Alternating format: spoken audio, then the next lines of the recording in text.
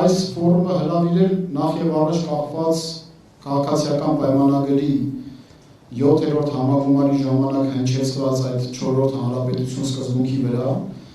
ցավոք սրտի չգիտեմ, գուցե դուք էլ ինձպես նկատել եք, որ այնքան խառնի ճաղանջ ժամանակներում ենք ապրում, որ ստիպված ենք պաշտպանելու Հայաստանի Հանրապետության հիմքերն ու սիմվոլները։ Առողջ կլիներ, եթե մենք այստեղ հավաքվեինք, զրուցեինք Հայաստանի Հանրապետության պաշտպանության ձևերի շուրջ, բայց բանից պարզվում է, որ Հայաստանի Հանրապետության սիմվոլների վերաբերյալ եք մեկ հիմա կռիվ տալու, հասկանալու, թե այս աղետալի իրավիճակը որտեղ է գնում։ Իհարկե, եթե այդ նախաձեռնությունը ի հայտ գար ինչ որ մի շարքային քաղաքական ուժի կողմից, այսքան մտահոգություններ մեր մոտ չեն առաջացնի։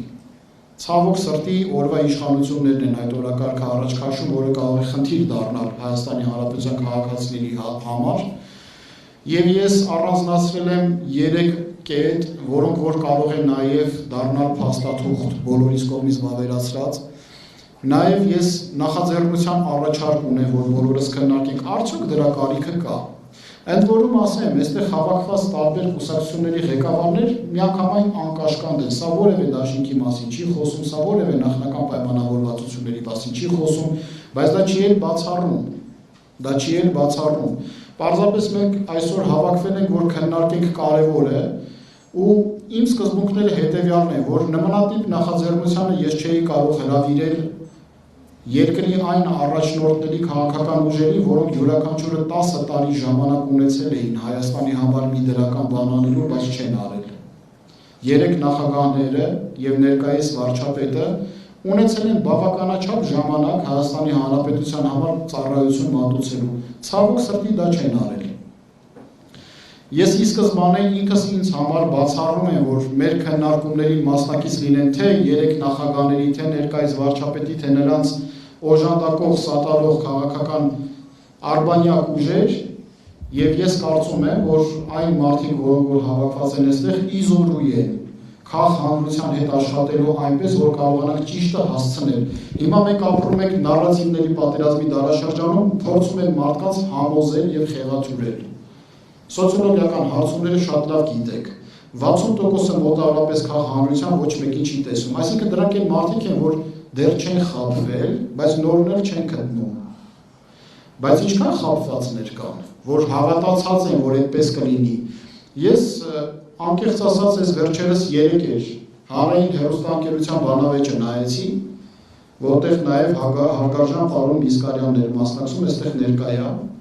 եւ դրա համար ոնց որ իր արժևն եմ ասում, ես ուղղակի խայտարակություն եմ համարում այդ սանձարձակ ոճը։ Այսինքն այլախոհի պատրաստ են ուղղակի աղմկելով կամ հեգնելով թույլ չտան, որ իր կարծիքը արտահայտի։ Նկատեցի վտանգավոր ուղղություններ։ Առաջինը տանում են մի բան, որ 2026 թվականի նախընտրական process-ը կառուցվելու է պատերազմ ցանկացողների եւ պատերազմ չցանկացողների միջև։ Ի սկզբանե բոլորի համար դա անհերքելի փաստ է, որ միայն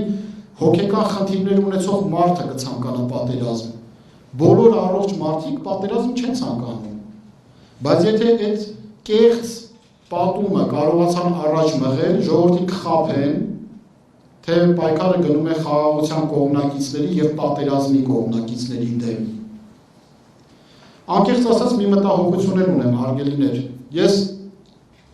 համոզմունք ունեմ, որ մեր նախկին 3 նախագահները օտար պետության կամուրջը օգտագործելով են դարձել նախագահ։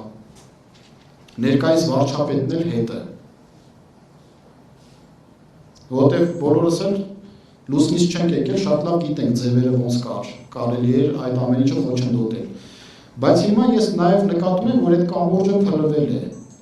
Ու դեռ այլ օտար պետության կամուրջներ գծված չեն։ Կոպիտ ասած մենք ժողովրդով պետքա բերդ պարի նման բերդ պար կազմենք, իրար ուսերի վրայով բարձրանանք, հասնենք այդտեղ, որ կարողանանք ազգանպաստ գործունեություն ծավալել։ Որտեղ չգիտես ինչի անհանգստություն կա իմ սրտում։ Եթե 2026 թվականին այն կոնյունկտուրան, որը որ մենք սովոր ենք տեսնելու, վերարտադրվեց, դրական կանխատեսումների հիմքերը քիչ են։ Դրա համար Վազգեն առաջի վեհապարի խոսքերը հիշելով, որ ասում են մենք այդքան քաջություն ունենում ենք պետություն կերտելու, բայց արդյոք այդքան բարոյականություն ունենում ենք պետությունը շենացնելու։ Մենք մեր տարաձայնությունները որոշ կետերի շուրջ պետք է դնենք մի կողմ եւ միաբանվենք, որտեղ Հայաստանի Հանրապետությունը բոլորիս երեխան է։ Շատերը կարծում են, որ մեր ծնողն է, ոչ Հայաստանն է մեր ծնողը, բայց Հայաստանի Հանրապետությունը մեր երեխան է։ Մենք պետք է ամեն ինչ անենք ու ոչինչ չպահանջենք։ Եվ եզրափակելով իմ միտքը, թեպետ եւ լայնարձակ կոնցեպտ եմ ձեր առջև դրել, ուղղակի որ ծանոթանանք, գուցե շատ բաներում համակարծիք լինեք, գուցե որ ոչ, դա ուղղակի թուղթ ծանոթանալու համար, ընդ որում ասեմ, շնորհապետական կուսակցության ռազմավարությունը սրան չհակասող ռազմավարություն է, բայց նույնը չի։ Առաջինը ցավոք սրտի կարիք ունեմ առաջարկելու, որ մենք բոլորս միաբանվենք Հայաստանի Հանրապետության շուրջ, որ Հայաստանի Հանրապետությունը թվերով չի, Հայաստանի Հանրապետությունը մեկն է, եւ Հայաստանի Հանրապետության անկախությունը որպես դասական քաղաքագիտական եւ ռազմաքաղաքագիտական եղելություն ծնվել է 1918 թվականի մայիսի 28-ին, այնուհետև 2 տարի անց դեկտեմբերի 2-ին բռնազավթվել է օտար պետության կողմից եւ բռնազավթման մեջ է մնացել մոտ 74 տարի։ 1990 թվականին Գերագույն խորհուրդը վճռեց անկախական գործընթաց ծավալել, 91 թվականին ժողովուրդը լիազորեց, 92 թվականին աշխարհը ճանաչեց։ Այսինքն, եթե մենք թվերից ձերբազատում ենք մեր հանրապետությունը, մենք նաեւ պատմական հիմքերից մեզ չենք ձերբազատում,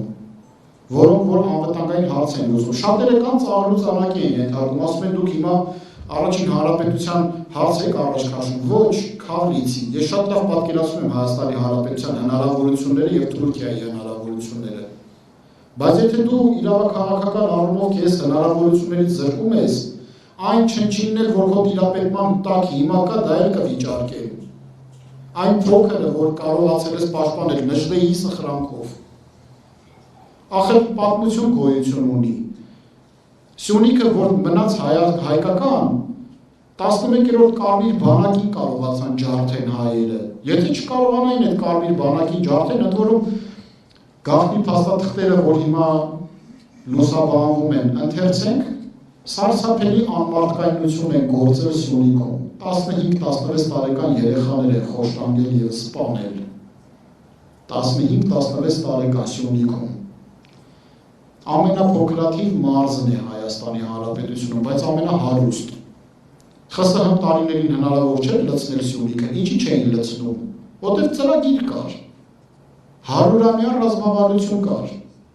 Եվ հիմա ներկայիս իշխանությունները, եթե կարծում են, որ ռազմավարությունները չեն գործում եւ իրենք իրենց որովայնապաշտ այսօրեական իրավիճակով պետք է Հայաստանը առաջ տանեն, ես որպես Հայաստանի Հանրապետության քաղաքացի համաձայն չեմ։ Եվ վստահ եմ, որ համաձայն չեղող մարդիկ շատ են։ Երկրորդ կետը, որ կուզենամ առաջ քաշեմ, որ բոլորս պայմանավորվենք, որ Հայաստանի Հանրապետության սահմանադրական բարեփոխումներին իրավունք չունեն մասնակցելու նախկին ոչ մի իշխանություններ, նրանց սպասարկող որևէ արբանյակ քաղաքական ուժեր եւ անհատներ։ Մնացած յուրաքանչյուր ոք, որ այդ ամենի հետ կապ չունի, կարող սահմանադրական նախաձեռնությամբ հանդես գա։ Իմ մասնավոր հետազոտությունների արդյունքում ես պարզել եմ եւ այստեղ մասնագետներ էլ կան, որ շատ լավ գիտեն, որ 1995 թվականի սահմանադրությունը սահմանադրական հեղաշրջման տարատեսակ է,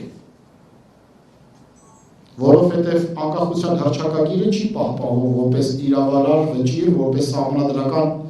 հիմք հանդիսացող գերակա փաստաթուղթ։ Ես կարծում եմ, որ անկախության հռչակագիրը մենք պետք է պաշտպանենք։ Իսկ 2015 թվականի սահմանադրությունը առհասարակ հեղաշրջում է, որտեղ 114-րդ գերկարծր նորմատիվ իրավական ակտը հեռացրել են սահմանադրությունից, որով հաստատվում է, որ առաջին, երկրորդ, երրորդ եւ 114-րդ հոդվածները փոփոխման ենթակա չեն։ Տեղափոխվել է, բայց փոփոխման ենթակա չեն, նշանակում է ոչ խմբագրման, ոչ տեղափոխման ենթակա չի։ Մի խոսքով, այս առաջարկները կան, ես իմ մտահոգությունները կիսեցի ձեզ հետ, ես շատ լավ հասկանում եմ բոլորի զբաղվածության աստիճանը, մտահոգությունների աստիճանը, բայց ես նաև գիտակցում եմ, որ սա միայն մեկ քաղաքական ուժի հնարավորություններից վեր խնդիր է, որովհետև 4 գլխանի վիշապի առաջ ենք կանգնած եւ ընդ որում ասպետի կարգավիճակով, որը ոչ սաղավարտ ունի, ոչ էլ սուր։ Այդ 4 գլխանի վիշապի առաջ մի քաղաքական ուժը մեկ հոգին չի կարող գնալ։ Պետք է պաշտպանենք մեր հանրապետությունը, մեր Հայաստանի Հանրապետությունը։